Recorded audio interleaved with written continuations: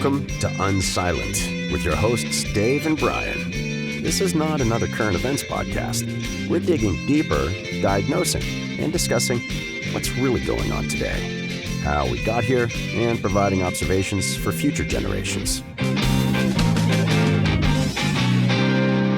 Welcome to Unsilent. We're Brian and Dave. We'd love to hear where you think we got it right and where you think we just haven't got a clue what the heck we're talking about. I've never heard that before, Brian. You can leave us notes on unsilentpodcast.com and tell us how brilliant or how crazy we are, or on Rumble, or on a variety of social media channels which are there for your enjoyment. So Brian, what do you what's piqued your interest this week? I saw something about, is it Mamdani? Is that his name? Mamdani, Zohran Mamdani. Okay. Mamdani. All right. Forgive me for not knowing that. The thing that I saw that kind of piqued my interest a little bit was, I mean, first of all, we'll get into all the details of all the direction that's going. But right. Did I hear correctly? He's been in the country 7 years.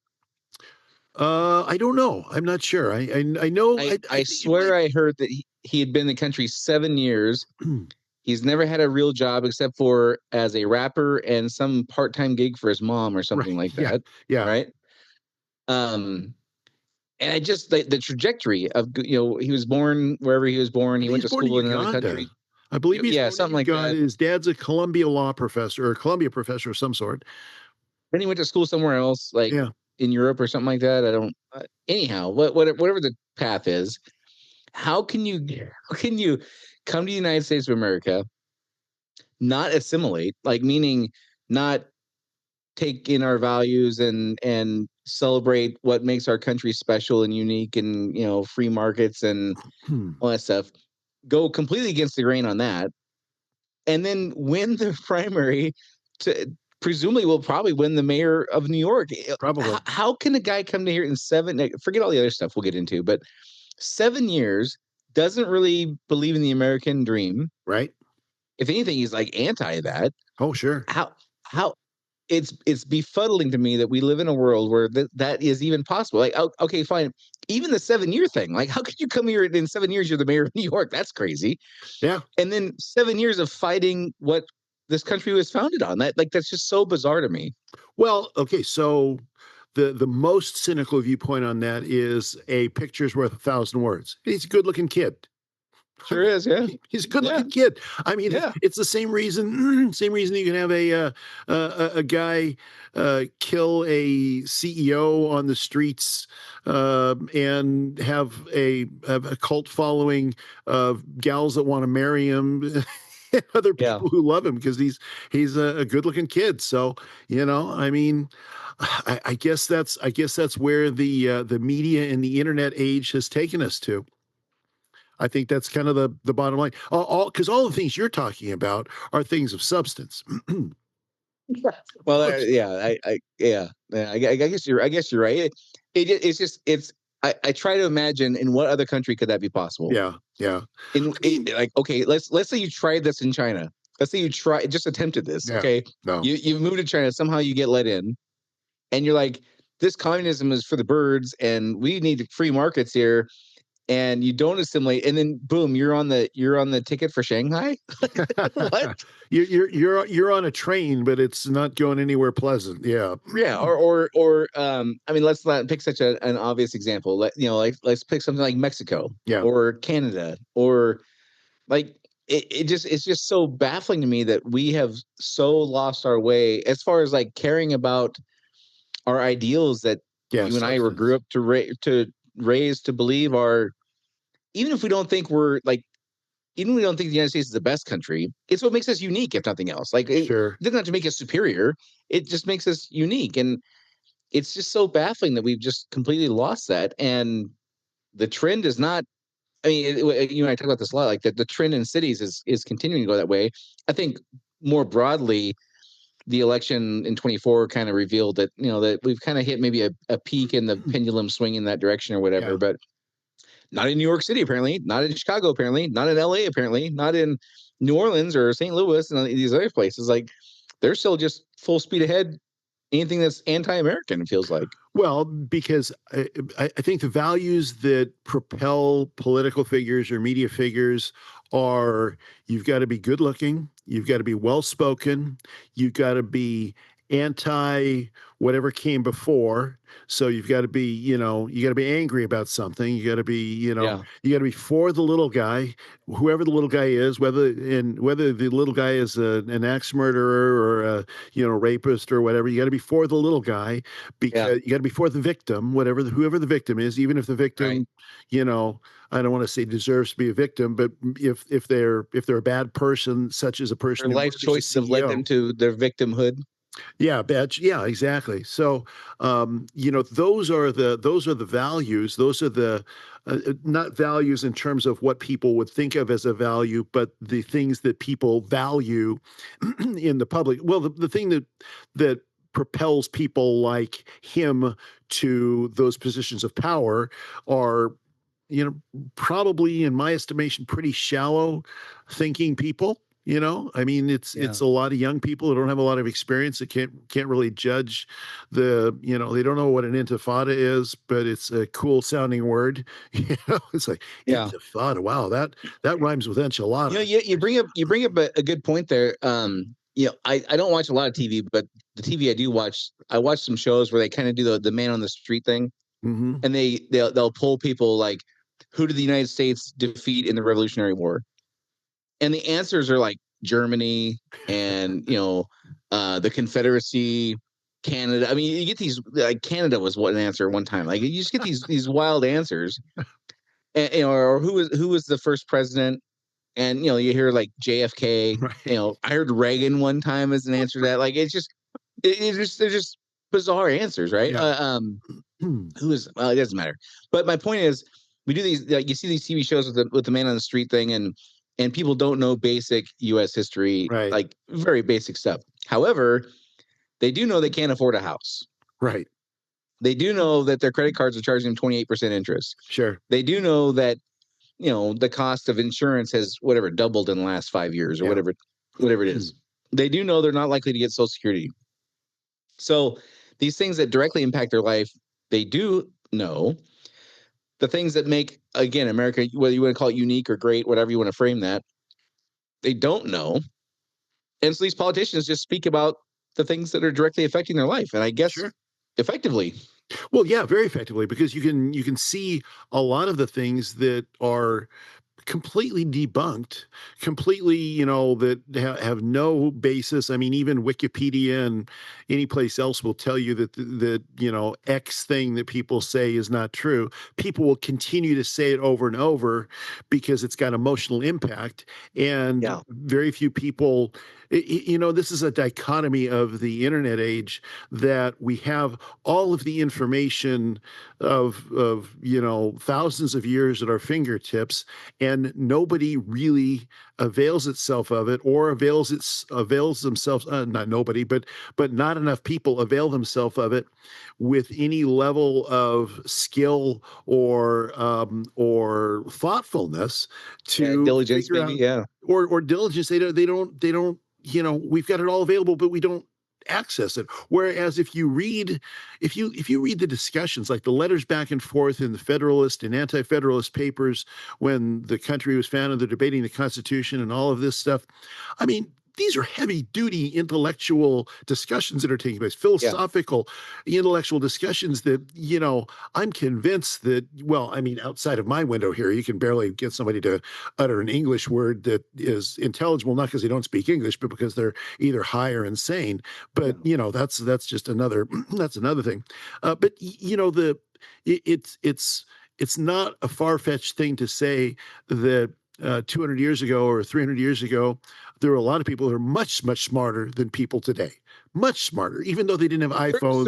Certainly about meaningful topics. Deep topics. Yes. I'm not a historian, and so you, of course, correct me if I'm wrong, but weren't they teaching Latin in school when George Washington was president? I mean, they were teaching Latin in school 100 years ago. I mean, not even that long ago. They were teaching Latin in school. They were teaching philosophy in school, and they were teaching, I mean, the things that they were teaching in school then compared to, what is in a Washington State history course now or U.S. history is completely different. Completely different. Yeah, and I used to think that these were I had an uncle who used to say this, or like a cousin, one of my parents' cousins or something like that. I think it was my mom's cousin. I think he ran for governor for the state of Wyoming, which is where I grew up. Mm-hmm. But I swear he said one time to me, he homeschooled his kids, and he said the reason he homeschooled his kids is because the government schools were designed to create good workers. Mm-hmm. And I used to think he was kind of nutty for saying that. But when you describe, okay, 100 years ago, we used to teach Latin and philosophy, and you think about the movies about famous people in the 1920s, 1940s, and Harvard education, they would debate these really heavy, meaningful topics. Right. And now the stuff we talk about is so superficial and so fake, and there's no nuance and there's no depth. I mean, so my point is, that's another one of those conspiracy theories that now as I've aged and learned a little more context, I'm like, well, something changed. Like we did change the focus of what we're teaching. Now, whether it was intentionally to create good workers for corporate America or not, I don't know, who knows, but we certainly did change the substance of what people are taught. I think there's just several different things that went into, in my opinion. This is just an opinion, not a historical fact or anything. But I think that I think a lot of it was indeed to create a good factory worker, because what came out of World War II, as we've talked about so often in a first turning, there's going to be conformity, and the conformity was 9 to 5. You go to work in the factory or the bank or whatever, and you do what the other people in your job category do, and you stay with that same place for 30 years, and then you retire and get Social Security and die 3 years later, and that's how life works. So there was a strong, drive to conformity that created that. I think there's that. I think that that outcome of the positive of the first turning turned into a negative. And I think the other thing that happened was our affluence. It made us as lazy as snot. I mean, we're just I mean, we're so powerful. We have the guy outside here that's tweaking out on fentanyl right now, he probably has an iPhone in his pocket, and he can probably use 10 apps even when he's high. So I mean, we're so affluent and so powerful, and so we've got stuff available to us at a moment's notice, and so therefore, why know anything? Why do I need? There was I don't remember if we talked about this before, but there was a recent study, and it was very recent. It might have been the last week, last couple of weeks, that basically said that AI is making us stupider. and just like the internet, the worry about the internet when the World Wide Web came out was, well, if all the information is available to us on the internet, we're going to become stupider. Well, in some ways, yes. I mean, it depends on an individual basis, of course. Some people get smarter and some people get stupider depending on what they just choose to do. But I think both of those things have led us to this place where people think that Reagan was the first president, or that we went to war with Canada. Now, the war with Canada thing might be a prophecy for the future, because you never know. It could be. Well, I don't know. I mean, we might just end up giving them New York if Mamdani wins. I mean, well, I would be in favor of that. But but be careful, Dave. If we give New York, we got to give them Washington, Oregon, and California too. I mean, that's why I'm looking at Zillow for different places. So if it will be escape from Washington. I think you're right about the conformity piece, but also coming out of World War II, manufacturing was what was making us great. So it would make sense that you would steer things towards, manufacturing is what's making us great. That's going to be one of the cornerstones of our improved society. So let's make great manufacturing workers. I guess that would all make sense. But in hindsight, I don't know, maybe a philosophy class maybe could have been kept, or some kind of government history class that was meaningful. Maybe something like that could have been kept. The percentage of high school students who can read at like a 7th grade level, I think is like an all-time low, and 7th grade students who can read at a 3rd grade level or do math at a 3rd grade level proficiency is all-time low. is that laziness, or is that design, or incompetence, or what is that? Yeah, I mean, it's focus. I think to a great extent, it's focus because, and I wonder sometimes if it has to do with the personality of our country. Our country is founded on rebellion against injustice, and a lot of countries are. I mean, we don't rebel as much, we don't protest maybe as much as the French do. I mean, their croissants are cold and they'll take to the streets and break windows. But maybe it's not as bad as it is there. But so when we overcame the great injustice of World War II, of Nazism and fascism, etc., real fascism, then a lot of people, I think, maybe miss the high of resisting injustice, and so now we're going to resist. The Cold War adventurism in Korea and Vietnam, and we're going to resist the man with the Berkeley riots and the Kent State, and we're going to resist. We're going to look for other things to resist, and so therefore we focus our attention. Yeah, you got to do the math class, but what's really let's go to the student union after school and talk about how the man is hosing society or something like that. So I think there's probably some of it's that too, is my guess. So what's next? So we started off talking about Mamdani. What's next for? So he won the primary. He's the presumptive winner to be the mayor. Well, I mean, yes, he statistically speaking, likely he will be the mayor. He is at this point, I don't want to give him anything more than he's due, but he is the Democratic. He's leading the polls, nominee. We can say. Is that fair? Yeah. And he's the Democratic nominee for a Democratic city, for decades. So, right. So yeah. That's fair. So what's next for him? He's got some kind of meeting with Schumer. Oh yes. Up. Well, so of course, one of the biggest controversies around Mamdani right now. Well, there's kind of two. I mean, there's several, but there's two big ones. One of them is he won't disavow the phrase "globalize the Intifada," and the Intifada is, I mean, let's just break it down to its basic thing. Let's kill all the Jews and take the land back. So that's globalizing the Intifada, and that's not okay. We're not going to leave it in that little tiny patch of land with 9 million people in that's about the size of New Jersey, which is about how big Israel is, and the only Jewish state on the planet. So there's that, and yes, he is meeting with Chuck Schumer, the minority leader in the Senate of the Democrats, who happens to be Jewish, and who in not too long ago was railing against the whole BDS movement, the boycott, divest, and sanction movement, which is the idea that Israel has to be economically isolated because they're a genocidal country that are killing Palestinians, etc. And so he's in a real tough spot, but he is apparently this week meeting with him now. So the question is, for him and for he represents kind of the mainstream Democrats. So you've got the far left Democrats, the AOCs, the Jasmine Crockett's, the Pramila Jayapal's AOC. Mamdani is on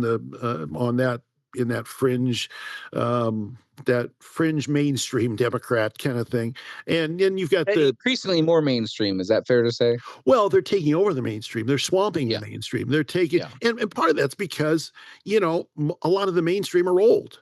I mean, Nancy Pelosi is, the leading Democrat in the House, and she's Cleopatra's older sister, so Chuck Schumer is no spring chicken. I mean, they're even talking about primarying Hakeem Jeffries. I mean, Hakeem Jeffries is not an old guy, but and he's pretty progressive, as progressives go.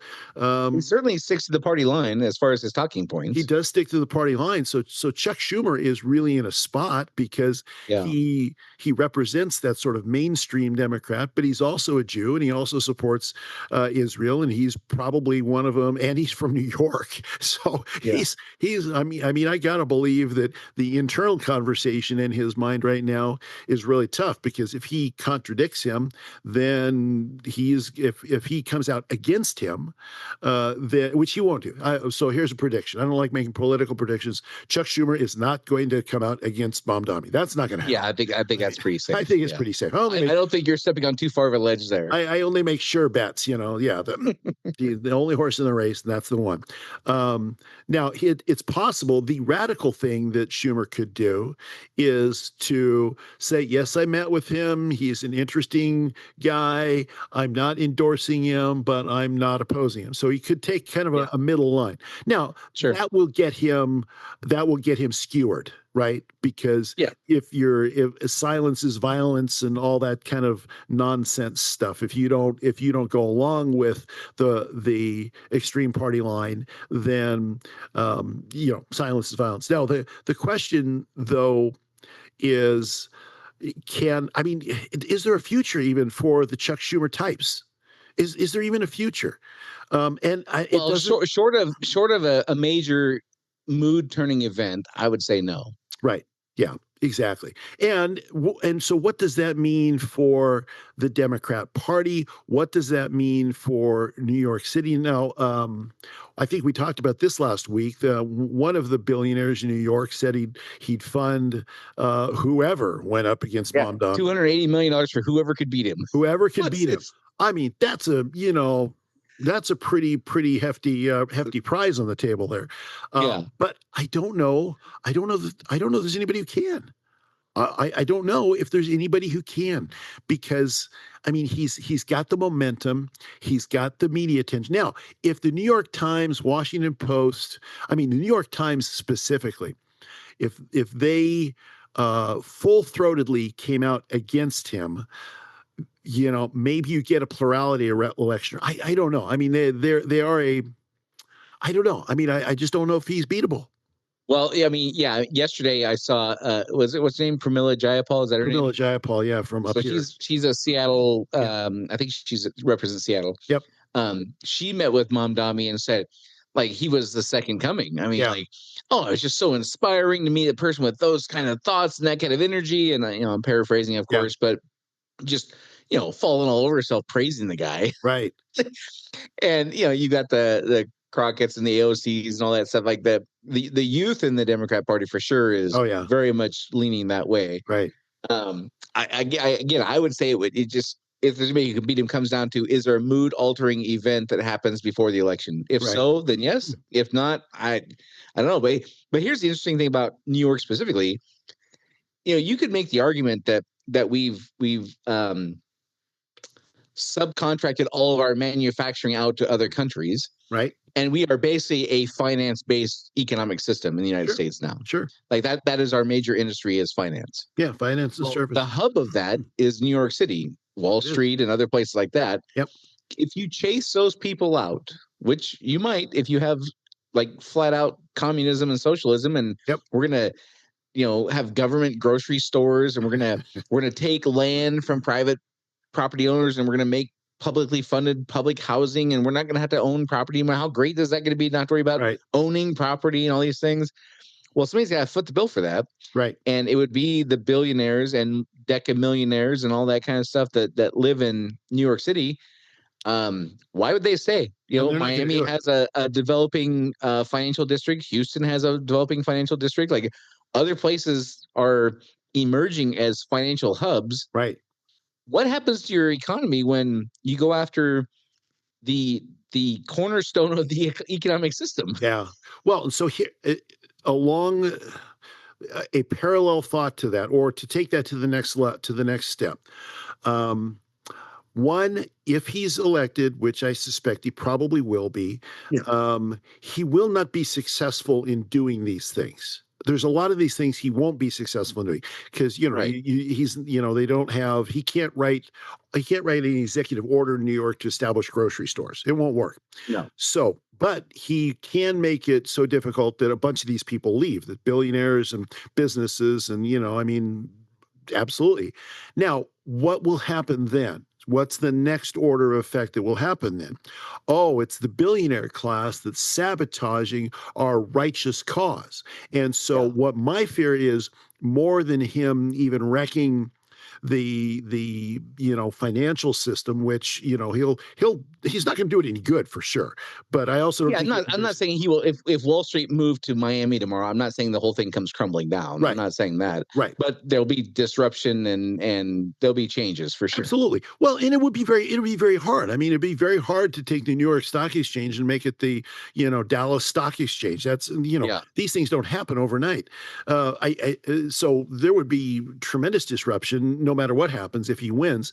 The part that worries me the most is that all those people who voted for him and the cult following across the nation of this good-looking young communist guy that thinks that Jews are lousy people, that supercharges their anger even more, and you have a ratcheting up of the anger and potential violence and all of that kind of stuff, because it's just the man putting his thumb on the scale again, stopping our movement. So that one to me is even a more significant danger, a literal danger than what he can do, or that what he would do. I mean, they're both, there's no. Think about if some of the things that happen to the Portland federal courthouses, let's say, happened to the Wall Street or the New York Stock Exchange, right? To that structure,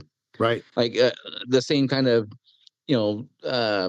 violence and destruction of the property, like forget how it works, but like the building, you know what I'm saying? Oh yeah. You make it so stockbrokers can't go to work because you're parading outside and throwing bottle rockets at them and fireworks and like all this stuff that was happening in Portland during the George Floyd riots. Like, there will be disruption. Oh yeah. Well, and the folks in New York, a lot of folks in New York already have a reputation of being, kind of hot-headed, right? I mean, it's sort of a at least a New York City kind of type of thing. So that. So let me throw something at you. So you and I are sitting here talking about this, worried about these potential significantly negative outcomes. Yes. Is there any part of you that's like, well, this has to happen? Like, the sooner we get over with, the better. Well, sure. I mean, so there's no question that there is going to be negative things happening that will reset the system over the next, 4 to 8 years, maybe something like that. I mean, the whole idea of the turnings. So there's no question that something's going to happen internally, externally, and externally, all of the above. And so in some ways it's like, just rip the Band-Aid off and let's be done with it. I hate to say that because, it'll be painful and I don't want to go through it, but I don't know that there's no avoiding something like that. So there's part of me that's like, let me just stock up on food and call it good. Well, and what I'm saying is, the sooner that we have, and New York would be the perfect place for this. Like if it was San Antonio, it would not be as big a deal, or Austin, or St. Louis, it wouldn't be that big of a deal. But you take the flagship city of the country, so to speak, and you bring it to its knees with these kinds of policies, or the promise of these kinds of policies, where you have to go through not just like the mayor can't, like you said, you can't write executive orders. You got to get through whatever the version of a city council is. Right. You got some kind of county thing they go in, and they got the 5 boroughs in New York. So you got a whole another layer of lawmakers and decision makers and policy makers there. Then you got the New York State Congress or legislature. Then you got the governor. Then you get the federal stuff, and you got a whole new layer of stuff there. Like the obstacles to have these ideas come to fruition are meaningful and significant, I would say. Right? Yeah. Oh yeah. So if you are stunted in your ability to see these things through, in your idea of what the utopia you want to build is, and simultaneously you create this horrible situation for the people who kind of fund the city in large part, and they bail, what better way to showcase how this doesn't work? It's what I'm saying. Well, sure. Now, but showcasing it's not going to be enough, though. See, and this is my concern in all of that, is that it's a series of of drawn out little disasters over time. In other words, Sure. The collapse of New York. I don't know that. I mean, we should get in touch with Kurt Russell and see if they want to build a wall around New York and revisit Escape from New York. I watched that movie not too long ago, just because I remember it wasn't as good the second time around in my old age as it was in my youth. Anyway, that's a side topic. But my concern is if I thought that Mamdani gets elected and the implements of policies, they collapse, and New York, suffers a 30% decrease in revenue because all the people leave, and then everybody goes, aha, it didn't work. Let's do something different. No, let's do it. Let's go. Let's get him in office now. Yeah. Let's be done with it. Right. On the flip side of that, if it's happens in New York, now we gotta. Then it happens in Miami, which is probably not going to happen because Miami's pretty conservative these days. But in other words, lots of people who fled Cuba in Miami. Yes, exactly, and they know something about oppression and about firsthand experience already. They have firsthand experience, but if it becomes these festering boils, if New York is the first of festering boils, and they start festering in city after city after city, and it takes some number of years for that to happen. If it's a slower kind of thing, if it's not fast, then that's what I honestly worry about more than just, the one time or the big one. Isn't that what we already have with the likes of San Francisco and Austin and Seattle and Portland and Chicago and New Orleans and St. Louis and Minneapolis? We have. Well, so I would say we've got in all of these places, and I live near one of them. I'd say we have level 1 festering going on. Now, okay. I think that the festering can go if it goes level 1 to level 2, and I don't know what, I'm just making this up as I go.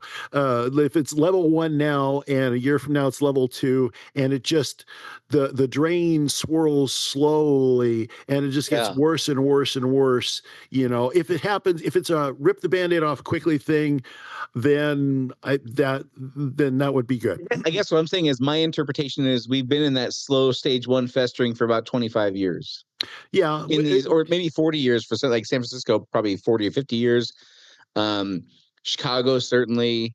Austin, certainly. You got these LA, you got these pockets where we've been kind of dancing around the edges of it. Yeah. And it feels like that is a slow festering. Like neither is work. My point is, like, neither is working. Like the socialist communist version isn't working because they can't really do that. And the free market personal responsibility thing isn't working because we can't really do that. Right. It feels like we're like in no man's land in all these cities. So, well, and that's it. The no man's land piece. So, like, one of the things I've thought about with LA a number of times, because if I was in LA like 3 years ago or something like that, and there's areas that I went to that you wouldn't know anything's wrong. I mean, there's lots of places. I mean, there's lots of places in Seattle that you can go, and it's beautiful and everybody gets along, and lots of great stuff. So there's a lot of stuff that's happening. I've thought many times, like, about LA. Well, if the riots would only get to Bel Air, if they would only get to Beverly Hills, if they would only get to those, because as long as people can, in north of me, Medina, if it gets to Medina, if it gets to Redmond or Kirkland or these nice places, then it will be too much for people to ignore. Right now, people can put their fingers in their ears and say, yeah, Capitol Hill in Seattle sucks, but it's just a little contained area. It's not too bad. If it gets really bad, really fast, then you can see meaningful change being affected, I believe. And that I think we're both kind of saying the same thing, which is we've been dancing around this slow swirl around the drain, and we're in this no man's land. And the reason is because the wealthy people haven't had to face any consequences for how they vote and who they put in office. Exactly. So that's kind of what I'm saying with New York is, okay, when the wealthy people who vote this way have to deal with the consequences, I would imagine we will hasten the pace at which we figure this out. It's not going to work. Or decide that we are going to make this work or whatever. No, that's absolutely right. I think that's true. I think if the people with the money who fund the entire government, I mean, let's face it, in the United States, if 10% of the people, if the top 10% of the people decided, we're taking a tax holiday for a year, the whole country stops. the top 10%. I've had these debates with people. Well, we just need to soak the rich. You do that, they're going to leave. There'll be no money left. I don't have the money. You don't have the money. The people in the bottom 80%, even the middle class, don't have the money to keep things going the way that these other people do. So yes, if when you look at like where the halfway point is of what the bottom 80% or 85% or whatever, that number is so high. Like like you take the top 12% and the bottom 88%, they probably pay about the same dollar total and nominally in taxes, right? Exactly. Which is I'm spitballing the numbers. I don't know exactly what they are. Maybe it's 78%, maybe it's 72%, maybe it's 85%. I don't know what the number. It's around there. The rich people pay for everything. I mean, the bottom line is people. I had this discussion with somebody recently. Why are you so in favor of billionaires? They don't care about you. Yeah, they don't care about me. I don't care about them, but they pay all the bills. So I kind of do care if we can't afford bullets to keep people from invading our country and keep people from keep the police well funded. If you hate your dad and he's the breadwinner, he's the breadwinner. Exactly. The bottom line. That's the bottom line. Yeah. Well, okay. So it feels to me the reason I'm saying like okay. New York would be the best place for this to happen is because I think it would like hasten the pace at which the people voting this way, but not having to deal with the consequences would have to face that. And I think I think that is one of the key things that has to happen in our particular fourth turning is the people who fund and vote and put these people in power. Kamala Harris did not win through some kind of grassroots effort. Joe Biden did not win through some kind of grassroots effort. They were selected by a committee of whomever, official or unofficial. Sure. And said, you've got the Barack Obama. You're talking about Mamdani being a good-looking guy and a good speaker. That's Barack Obama. He was selected because of those reasons. Yep. And others, of course, but those were not minimal factors. They were pretty significant factors. The people who put him in place are immune from all the chaos that happens from these horrible things that are done. Now, do you think so? This is a speculation. If it happens in New York, will the rich people in LA, the actors and the investors and whoever else, if it happened that way in New York, would that translate into an aha moment for other rich progressives in Silicon Valley and other places across the country? Yeah, I think it would. And here's my basis for that thinking. One of the main reasons the Silicon Valley types turned around and did a 180 on Biden and Kamala Harris versus Trump was when their friends, personal people they knew were debanked. When they didn't have a home to put their literally millions of dollars. Right. They couldn't put them in a bank because they were blacklisted from banking. Sure. The entire Silicon Valley changed their posture. Not all of them 180 degrees, some only 20 degrees, some only a little bit. Some did a 180-degree change, though, because they personally knew people who had dinner at their home who could not get a bank. And I think that same thing would happen even across the coast like that because they're intricately connected. Well, so in that case, I say bring it on. Let New York fall. It's far enough away from me. Let's get it over with. And be clear, I'm not hoping for the ruination of everything. I just somewhere it can't be San Antonio. It can't be St. Louis. It's got to be a big enough place where there's a high enough density of wealthy people like LA, New York, Chicago, San Francisco. I don't know what the super progressive cities in Florida are. I'm sure there are some. Yeah. It's got to be somewhere where there's enough people who would feel the consequences and know other people to be like, hey, this can't. And people who are currently, one of the things I hear all the time is some influencer on in the news will be saying, well, nobody will say this to me publicly, but behind the scenes they're whispering like, you go get him, like you go get him. I can't say that out loud. Right. It's got to be something enough to change that behavior. It's got to be something enough to get the people who are only quietly to their spouse and close friends complaining, but on TV saying, yeah, go Mamdani, go Chuck Schumer, go AOC, but in their gut don't believe it. It has to be something enough to get them to publicly come out and speak about that, whether it's actors or rock stars or whatever kind of something to turn the mood of young people. Yeah. People who, as we mentioned earlier, who don't know who their first president was. Right. but they pay attention to TikTok. I get it has to be those people, I think, in some regard. It probably does have, as you say that, it probably also does have to be New York. I don't think it'll work for LA because LA is already synonymous with let's have a riot, whereas, New York is, sophisticated and all of that kind of stuff. So it probably does have to be someplace like New York, more than, and it's not going to be someplace like Dallas or. I would also say it can't be LA because LA has had this 50-year immigration issue, whether or not you agree with how it's happened or not. It has a different context to why there quote unquote could be or should be problems or whatever. It's muddied by that massive amount of illegal immigrant and legal immigrant where it's just different. I don't know how to explain it really, but it does feel like it has to be a New York or a San Francisco or a Chicago. Yeah. Maybe only those three. I don't know. Yeah, I mean, I could see, and I almost think even San Francisco wouldn't, because San Francisco has been kind of a basket case in a lot of ways for a long time. I mean, Chicago, it's a little bit limited to certain areas. Sometimes, I mean, sometimes it's not. But yeah, I almost, now that we're talking about this, I do think New York is the prime place where that could happen, where there could be that kind of impact. Now, so I guess it's not going to be too long before we find out about that. And a couple of years, probably. Yeah. Yeah, I mean, it's not going to be tomorrow, but it'll be probably a couple of years because he'll get into office. Everybody's going to think utopia's around the corner and great days are here and a chicken in every pot and all that kind of stuff. And then he'll run up against troubles because there'll be a lot of people that will not go along with it, and there'll be protests at city council meetings and all that kind of stuff. And he'll run up against real power, not governmental power. Real power, financial power, interests.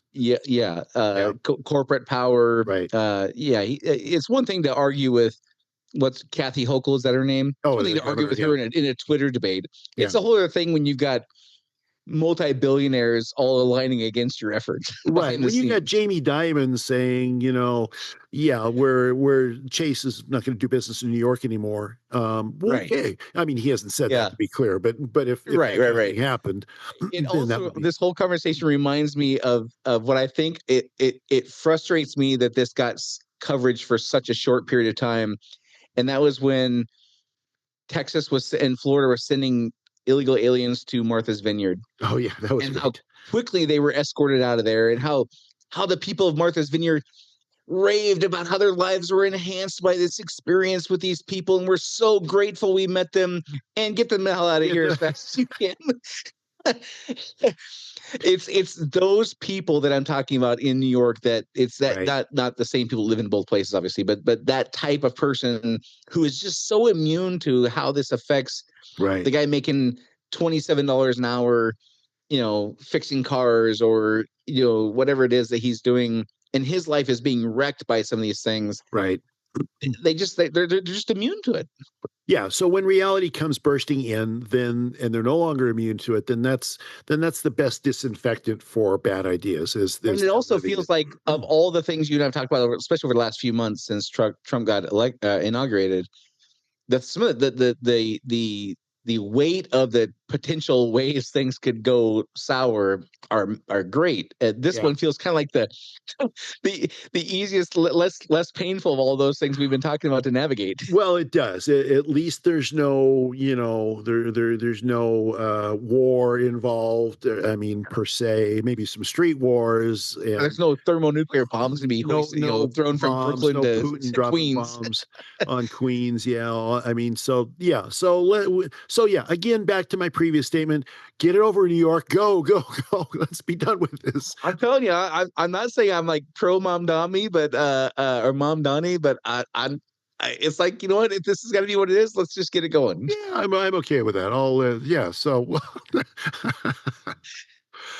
All right. Okay. Before we start, you had a second topic you want to talk about. I don't remember what it was. What was the second thing? Well, the other thing that I find interesting, and just very briefly, is the whole kind of international liberal world order is up in arms about the continued rise of the far right, as they call them, political parties. This just happened in Austria, where the party that got the most votes in the most recent election was the right-wing party. And in fact, the three left-wing parties got together and said, even though we don't like each other, we got differences of opinion on stuff, we're going to form a coalition government to prevent these right-wing parties from getting into power. Now, when I heard that, it's really just a stopgap measure, whether it's there or the AfD in Germany or any of these other countries. It's unlikely, unless these centrist center left parties, unless they kind of get their act together, specifically around illegal immigration. I mean, the big driver in all these things is immigration, which is fascinating. People think, well, the U.S. and immigration and racism and all this kind of stuff, but in a lot of these in most of the European countries, that is the big issue that's driving this sort of move to the right. Now, I don't believe that it's going to the farther left you go, they're going to continue to be entrenched on what their beliefs are. So the question is, will the center left parties, and now some of them already are beginning to say no, unrestricted immigration is no longer okay. So Keir Starmer, the PM in the UK, made a speech not too long ago that I found refreshingly right-wing. Now, he's a Labour Party. He's not a Tory. He's a Labour Party. So he's on the left-wing side. But there's talking about, no, we can't have this. It's not good for the country. And so there are, there is a possibility that this move towards the right by some of these people, or by these countries, will mitigate a little bit as the left becomes more practical. Because let's face it, the left in other countries, a lot of the left in other countries is more pragmatic than the left in our country. The left in the UK, the Labour, or the left. We're the tip of the spear on the woke stuff, I would say. Yeah, for sure. We absolutely are. I mean, we absolutely are. I mean, they in most of Europe have reversed course on kind of transing the kids kind of thing, and a lot of those types of things. So it is possible that this move to the right across Europe will mitigate somewhat, but I'd give that maybe a 20% chance. I think it's going to continue. Now, the question is how far that goes, and because I think this coalition building that they're doing in the left-wing parties can only last so long. They don't, these coalitions are people that really don't like each other. And that's the downside of a parliamentary system is, we're one of the only two-party systems on the planet. And so these parliamentary systems, you can kind of cobble together things and then they collapse within a month or a week or a year or something. So it'll be interesting to see whether that continues. But if it does continue and things get much further right, it's not going to be the kind of right that I am, for instance, as a conservative. It'll be a more populist right. Now, populism and conservatism are two different things. And I think populism can be, can have some good aspects to it, but there's also some danger in populism in that it relies on personalities a lot more than it does on principles. And therefore, you could see some dangerous things happening potentially in some of these European countries. And if Europe fractures, well, then what do we end up with? Yeah, as you were talking earlier about us being like the tip of the spear on the woke stuff, I had a thought. See if this makes sense to you. If you take out countries like Rwanda, who was it the Hutsis and Tutsis or something like that? They were the civil war they had. So I'm not talking about those kinds of things. I'm not talking about like South Africa, where they have they had the apartheid thing, which was horrific, and now they have kind of the inverse of that, which is equally as horrific. It sounds like, based on the little bit I know about it. So excluding those kinds of civil war, tribe against tribe, that kind of thing. Would it be fair to say that the ranking of countries of who's the most to least woke is pretty much based on affluence? Yeah. Oh, yeah. Absolutely. Because, yes, 100%. Because affluence gives you the ability to hold luxury beliefs. The luxury of worrying about. I never really thought about that way before. But as we were saying, okay, well, the U.S. is more woke than UK, and UK is probably a little more woke than, let's say, Ireland or whatever. it kind of seems like it's in order of who's the most wealthy to least wealthy. If you look at Mexico, is probably not very far, probably further towards the end of the spear than the tip of the spear, because they have real world problems. Well, and that's it, because if you have real world problems, you need real world solutions, and you're not so concerned about, what color you're painting your crosswalks, right. As opposed to what we do here. Getting back to what you're talking about with the folks over there being more pragmatic, I also think the consequences upper class people and maybe even wealthy people are facing as a result of this influx of people who don't share their values and kind of have more of a tribalistic look at who should run the streets, so to speak. Right. I think they're dealing with more real world consequences than the folks in Martha's Vineyard, for example, or San Francisco. 100%. Because, let's face it, the more money you've got, the easier it is to isolate yourself from life's more difficult problems. That's the bottom line. Yeah. Real quick, I've heard this term before, and I'm hoping you can educate me. What's the difference between hard right and woke right? Well, okay, so woke right is more populist right. So the idea behind the woke right is this notion that, I'm MAGA. Well, what does that mean? Well, we're following this guy. We're doing this. We're doing this. We're doing this. It's more hard right is like no abortion under any circumstances from the very second of birth. Okay, that's a principled position, but it's the most, I don't want to say extreme, because I think it's a logical position, but it's the most it's the hardest position. It's the most solid position you can have in a principled way. Whereas the woke right is based on feeling more than it is just principles. Okay, gotcha. So that's how I would define it, at least. It's a fairly new distinction. I've heard the term woke right over the last few weeks, and I have no idea what it means. It's based. A lot of people are, when Trump said, as an example, that I could go kill somebody in the middle of Fifth Avenue and they'd still love me.